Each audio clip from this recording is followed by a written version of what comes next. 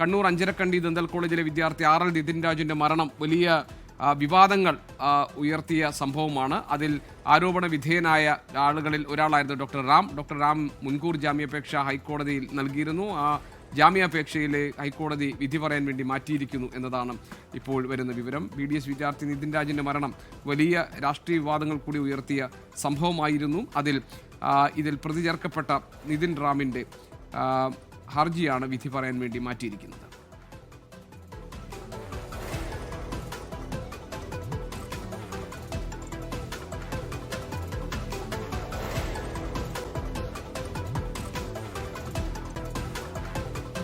വിഷ്ണു സുരേഷ് ഉണ്ട് വിവരങ്ങളുമായി.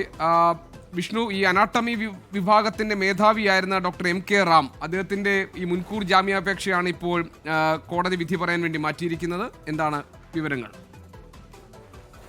GK 5 ദിവസത്തോളമാണ് മുൻകൂർ ജാമ്യാപേക്ഷയിന്മേൽ വാദം നടന്നത്.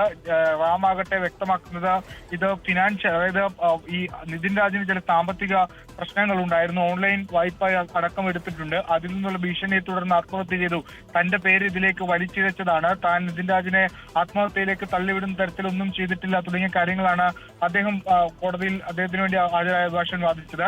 പ്രോസിക്യൂഷൻ ആകട്ടെ ജാമ്യം നൽകരുത്, നിലവിൽ കേസ് അട്ടിമറിക്കപ്പെടാനുള്ള സാധ്യതയുണ്ട്, ഒപ്പം തന്നെ കൃത്യമായ തെളിവുകൾ നിലവിലുണ്ട് തുടങ്ങിയ കാര്യങ്ങളൊക്കെ പറയുകയും ചെയ്തു. അതിന്മേലാണ് വാദം പൂർത്തിയായ ശേഷമാണ് ഇതിപ്പോൾ വിധി പറയാൻ വേണ്ടി, മുൻകൂർ ജാമ്യാപേക്ഷയിന്മേൽ വിധി പറയാൻ വേണ്ടി മാറ്റിയിട്ടുള്ളത്.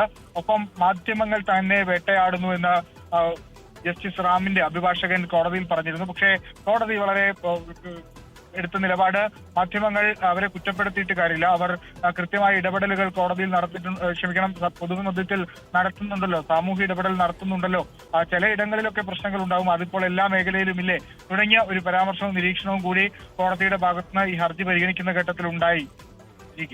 വിഷ്ണു, ഈ നിതിൻ രാജിന്റെ കേസിൽ ജാതി വിവേചനം നേരിട്ടു എന്നതായിരുന്നു പ്രധാനപ്പെട്ട മറ്റൊരു ആരോപണം. ഈ ആരോപണം ശക്തമായി തന്നെ കുടുംബവും ബന്ധുക്കളും ഒക്കെ മുന്നോട്ട് വയ്ക്കുകയും ചെയ്തു. ഈ റാമിനെ പോലെയുള്ള അധ്യാപകർ 2 പേരെ കോളേജ് സസ്പെൻഡ് ചെയ്തിരുന്നു. അതിനുശേഷമാണ് ഇതിലെ അന്വേഷണമൊക്കെ നടന്നുകൊണ്ടിരുന്നത്. ആ ഘട്ടത്തിൽ കൂടിയാണ് ഇപ്പോൾ ഈ ഡോക്ടർ MK റാം മുൻകൂർ ജാമ്യത്തിനായി ഹൈക്കോടതിയെ സമീപിച്ചത്. ആ ജാമ്യാപേക്ഷ ഹൈക്കോടതി വിധി പറയാൻ വേണ്ടി മാറ്റിയിരിക്കുന്നു.